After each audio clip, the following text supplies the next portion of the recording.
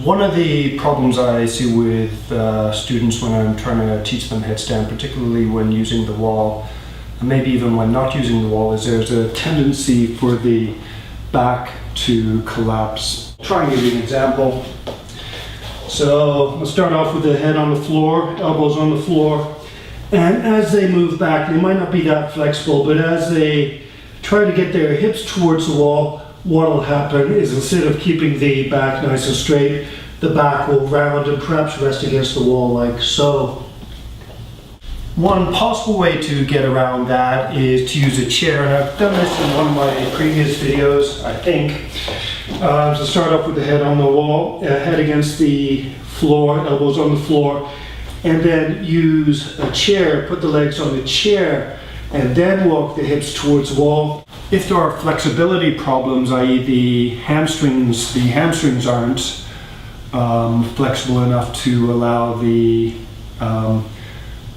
student to keep the back straight while walking the hips towards the wall, then that might be one way to get around it.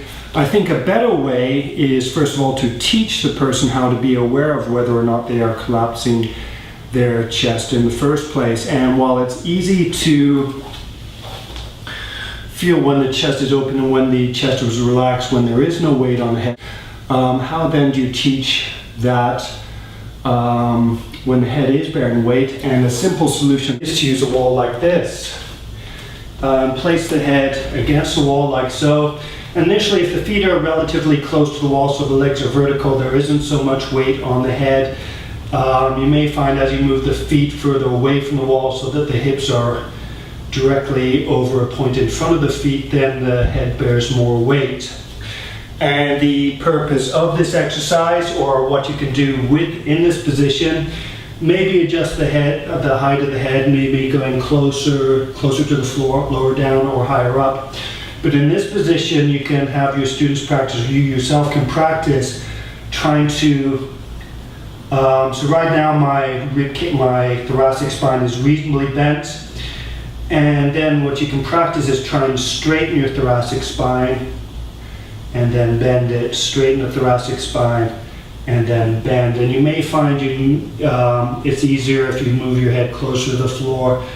So here the spine is bent, or the thoracic spine is curved forwards, and here I'm straightening the thoracic spine. At the same time, the feeling, if you do this same exercise while sitting upright, you could also do it standing upright, the feeling can be, if the head doesn't change angle, if the head doesn't go like this or like this, if it stays level, what you may then be able to focus on is feeling the chest move towards the chin, maybe the front of the neck, the muscles at the front of the neck squeeze to help pull the chest towards the chin, and then the chest moves away from the chin. That's a little bit, that can be hard to feel initially, but it's one thing you can focus on. Move the chest towards the chin, move it away from the chin. Feel the thoracic spine bending backwards or straightening it.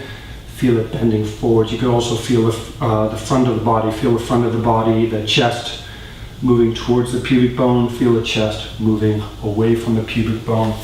So you could focus on any one of these pairs of reference points with your head against the wall. So you could try and feel your thoracic spine bent backwards, feel it straight, bent backwards, feel it straight.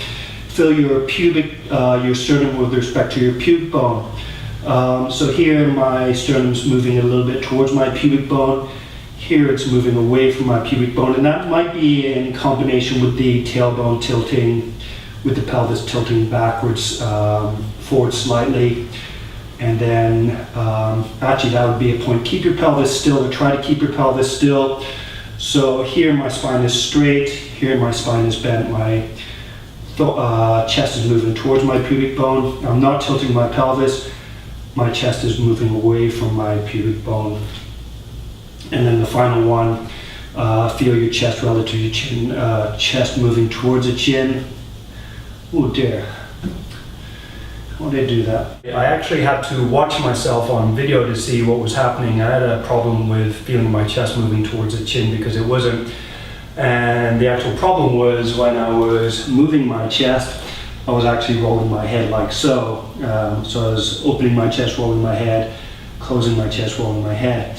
So that's actually helpful because it means now you know what to be aware of. Try to keep your head as still as possible when you're doing the spinal awareness exercise with your head against the wall. So I'm going to try and keep my head, focus on keeping my head still. So now I'll slowly straighten my spine so that I can feel my chest moving towards my chin. And then I'll continue to keep my head still as I round my spine, as I round my thoracic spine. And again, so it's easier to keep your head still. You might find if you do it like this with your head higher than your hips, it's a little bit more difficult.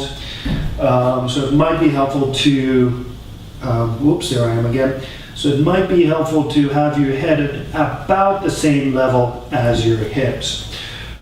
Try to use the wall. If you use the wall, you get used to having pressure on your head so that your neck muscles will engage, and get used to feeling whether your thoracic spine is open or closed, or you can practice moving it so that eventually when you are on the floor in this position, you can lift your hips and feel whether your spine is rounded, your thoracic spine is rounded or straight, and you can try and keep the straightness while lifting your legs.